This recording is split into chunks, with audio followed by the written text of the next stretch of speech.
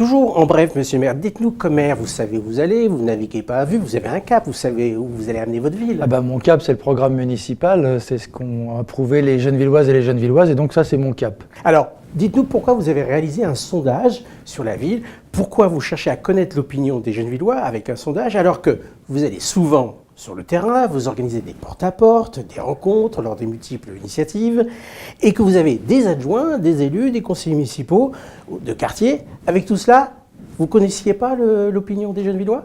Vous avez raison de remarquer qu'on est souvent sur le terrain, et pas que pendant les élections, on fait ça aussi après les élections. Après cette publicité ? Je me méfie d'une chose, c'est que les gens, des fois, n'osent pas toujours nous dire ce qui ne va pas, et donc j'aime bien mesurer la réalité des choses.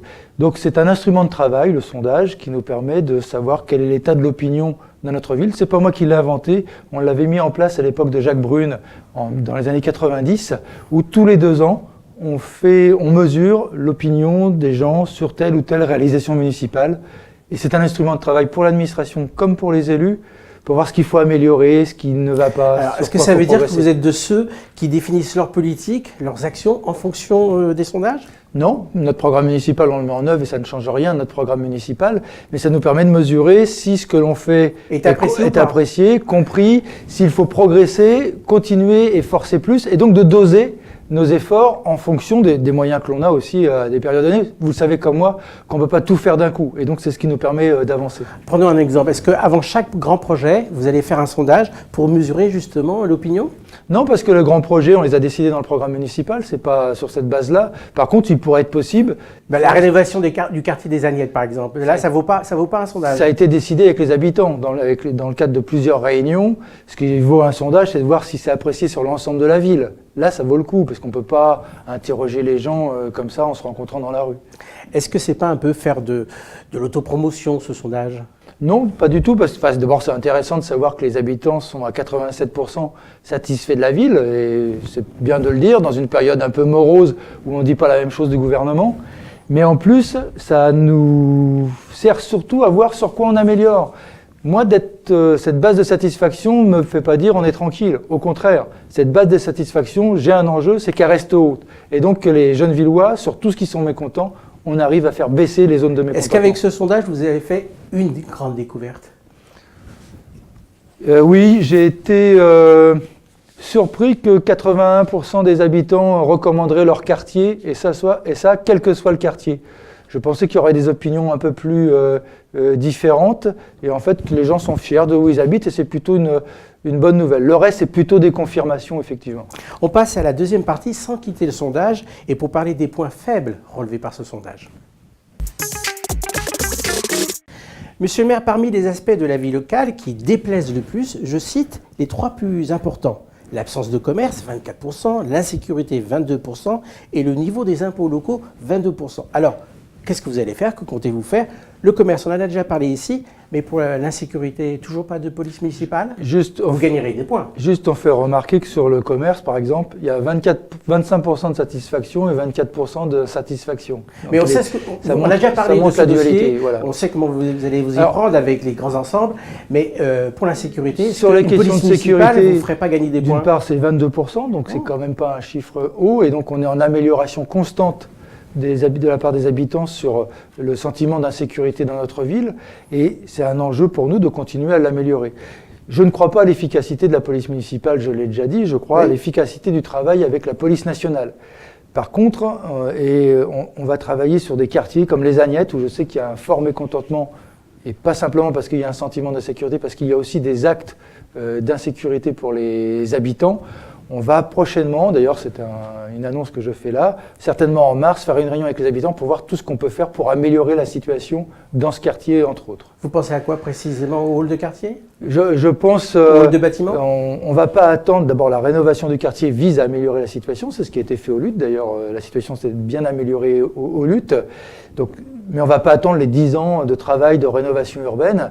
Donc je pense, pourquoi pas, mettre en débat la question sur quelques endroits publics et stratégiques, développer les caméras. Et pour les impôts locaux? Pour les impôts locaux... 22%. Oui, 22%, mais je pense que c'est... Est-ce que vous allez renoncer à l'augmentation des impôts locaux avec ce sondage? Non, parce que les gens seront encore moins contents si on n'arrive pas à réaliser ce pour quoi on s'est engagé. Et nos impôts locaux sont parmi les plus faibles du département. Donc je ne vois pas comment on pourra les diminuer davantage.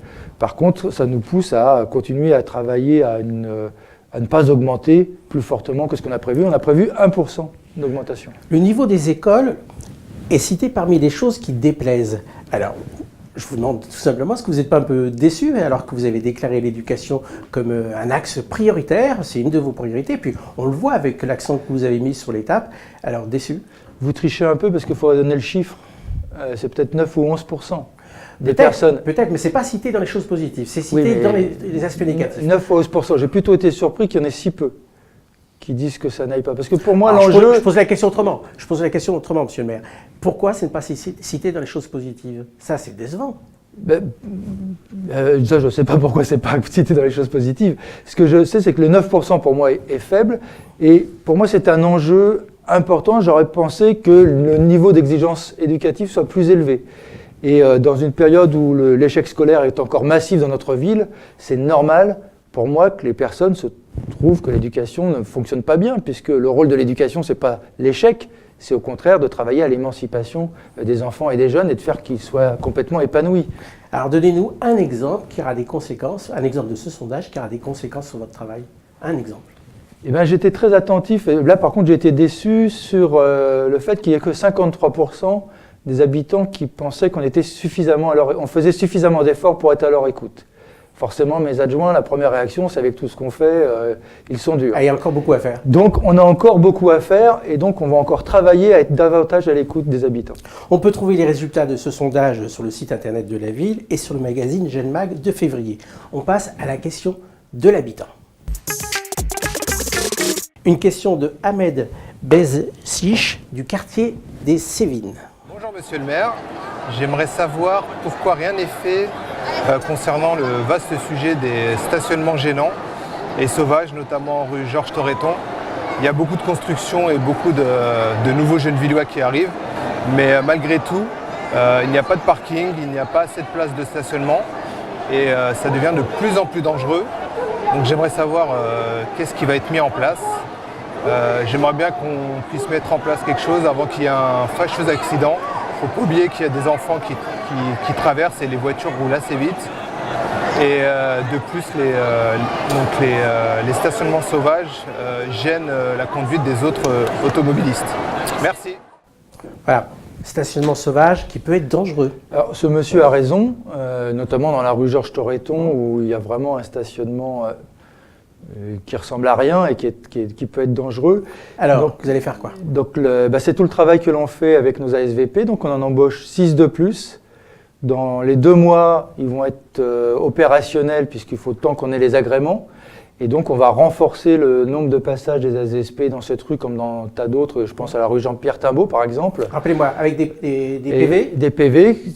On a augmenté de 400% le nombre de PV sur la ville dans la dernière période. On va continuer à augmenter pour dissuader ce stationnement anarchique. Alors, dans la question, il y a aussi le manque de stationnement. Oui, il faut que les gens acceptent aussi de payer un parking. C'est-à-dire que ce n'est pas non plus à la collectivité locale de payer les parkings privés des habitants.